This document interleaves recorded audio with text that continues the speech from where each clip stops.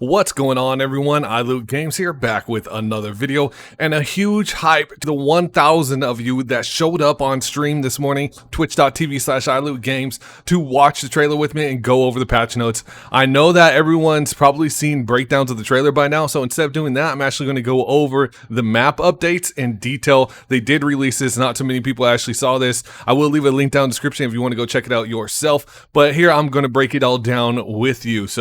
And yes, the giveaways are still on. Every time I stream live on Twitch, I will be giving away 1,000 Apex coins to someone in chat. That is all the way up till Monday at 10 p.m. Pacific Standard Time. Why that time? Well, that's because that is when Season 6 is going to launch. They're actually going to put the patch out at 10 p.m. Pacific Standard Time to help reduce server load and allow people to get into the game. And right when you wake up, you'll be able to hop into the new season. But without further ado, let's jump into these changes. Okay, here's the Season 6. All right, hi, I'm Jason McCord. We're going to go ahead and go over these notes. Design director on Apex Legends. Apex Legends is entering its 6th season, and with that, some brand new updates to the World's Edge. Identifying our goals for World's Edge. Partly a map update is developed to inject some newness into the game for the launch of a season. New layouts to learn, new rotations to utilize, and new strategies to master. It also gives the designers an opportunity to improve the overall flow and experience of playing the map while addressing any pain points we've heard from the community. With that in mind, our first step is identifying what we want to tackle for Season 6. More and improved play on the lava side of the map, which is good because really there's like nothing to do over there. Better options for rotations out of some particularly sticky choke points, an interesting new map mechanic to promote new combat scenarios, launch site. So here's let's get a bigger look at this. So this is the before and this is the after. So this is what we were looking at in the trailer. Hammond Industries continues to take over World's Edge. They're up to something nefarious, I'm sure. The launch site can be found to the west of the dome in a previously unoccupied lava field. So yeah, it was pretty unoccupied. We did see some good battles, though, in ALGS in this area, but that'll be changed now. The giant rocket ship stands above the center of this new point of interest, and it can be seen towering over the mountains from as far away as Refinery. This new drop location has 4 large control rooms to hold and tons of loot. Mini squads should feel comfortable landing here, so that's interesting. They think there's enough loot for multiple squads to land here. This new drop location has 4 large control. Oh, I already just read that. Spreading out and pushing across the raised catwalks and lava-filled terrain to the last team standing. One of the most exciting aspects of the launch site are the new rotation opportunities through this side of the map. So we have okay. Now it looks like this. Did it already look like that? What? It looks just like that other. A new passage has been constructed through the cliffside heading to the east side of the tree. Oh, that's kind of interesting. So you'll be able to get over to the tree pretty quick. That's pretty cool. The path towards Sorting Factory now comes out on the porch of the launch site facility with a commanding overlook of the south side of Sorting. Rotating out of the dome now has more options as launch site is right next door with a continued path to the tree. If you prefer to slide down the hill towards Sorting, a new geyser has sprouted up in the lower basin, allowing for a quick way to get up and over the ridge and if the ring is breathing down your neck. So here the other new location is now called Countdown. So it was this little area over here where we saw the construction flags, and now we got bam. So, drill site has been replaced with Countdown, another large Hammond facility with a mysterious purpose. The design of this POI is an imposing fortress with a tall perimeter, complete with 3 giant blast walls that can be activated to raise.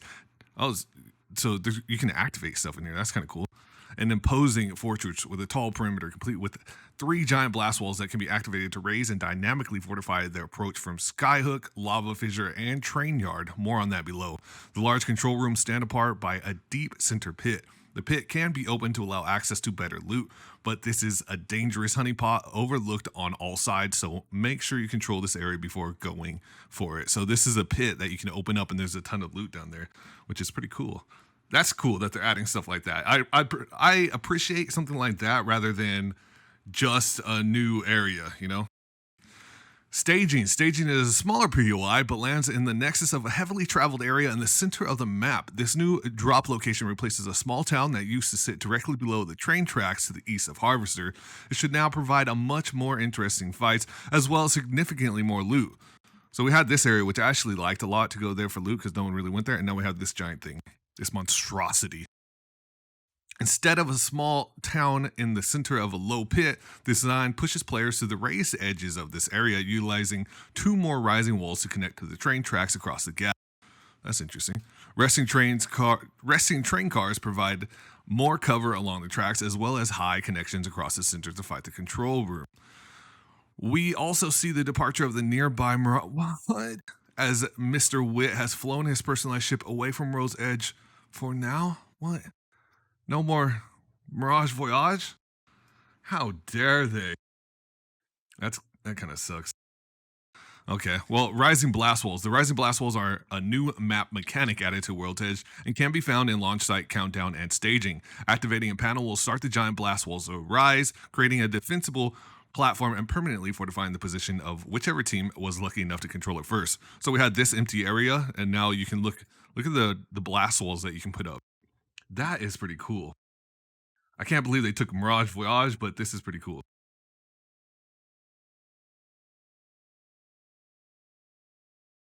What do you guys think of that? To be able to activate these walls. So, dude, this is going to be like a super defensive season with the new rampart.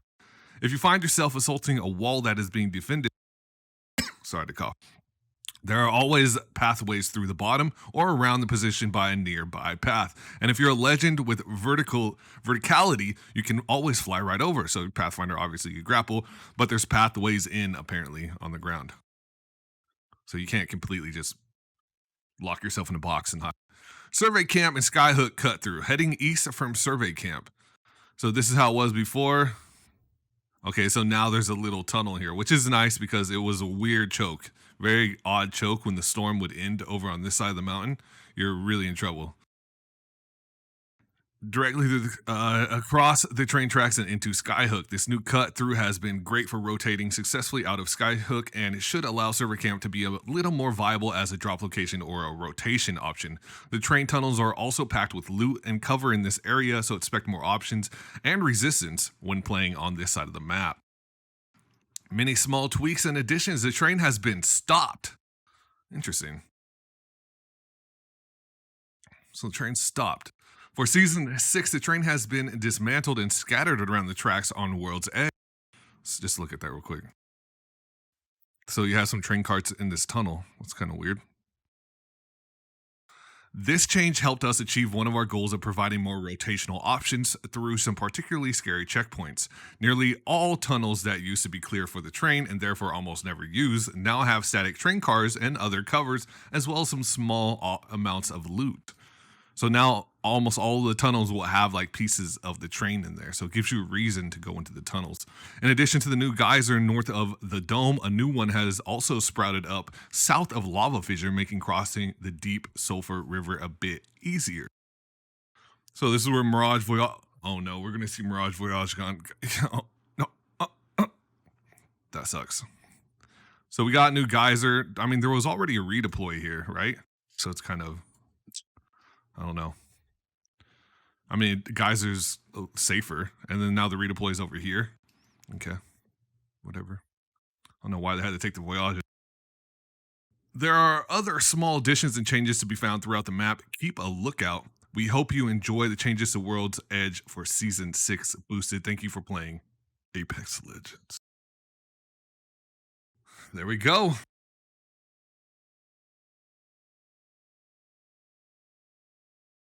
What do you guys think? What do you guys think?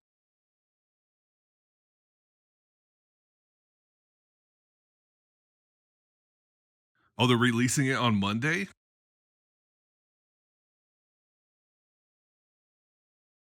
That's interesting. It's going to go live on Monday. The new season goes live on Monday. F in chat for Mirage Voyage. Let me open up the giveaway for you guys. By the way, I want to see your guys' opinion, so please leave your opinions here. I'm interested in what you guys have to say.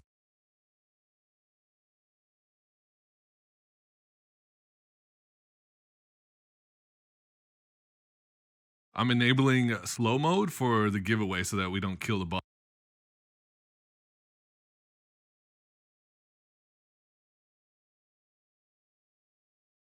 Did we get the level 5 hype train? I wasn't even able to see. They're just encouraging camping. I kind of agree with your take on that. I kind of agree with that.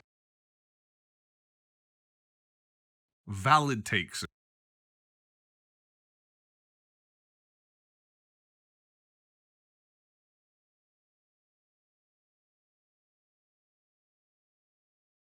What Monday? This Monday. 3 days from now. All right, guys, you use the enter command to enter into the giveaway. Only enter one time, though. The bot is going to freak out. Here, hold on.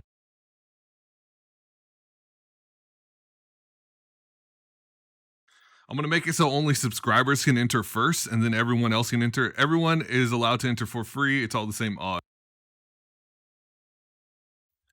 The only reason I'm making it so only subscribers can talk right now is just so that the bot doesn't freak out, because it will freak out. Blue Script, thank you for the Twitch Prime. Let me go back through this. Gray Tongue, thank you for the Twitch Prime. Really appreciate that. Soshi with the 40 bits. Tiffany with the 100. Gaming Danger with the 200. I appreciate all of you guys. Guapo, thank you for the tier 1 sub. Apexian with the 50 bits. Thank you guys so much for that. Yes, I'll be posting all of that on YouTube. Thank you. Buck Ray, appreciate the Twitch Prime sub, guys. Thank you so much for all the Twitch Prime subs. We just broke 1,300 subscribers. I really appreciate that. You guys are amazing. I don't care what Interrupting Cow says about you guys. You guys are amazing. So you think that you'll be able to just craft the care package weapons? I have no idea, honestly. I don't know what's going on. It's a weird world we live in.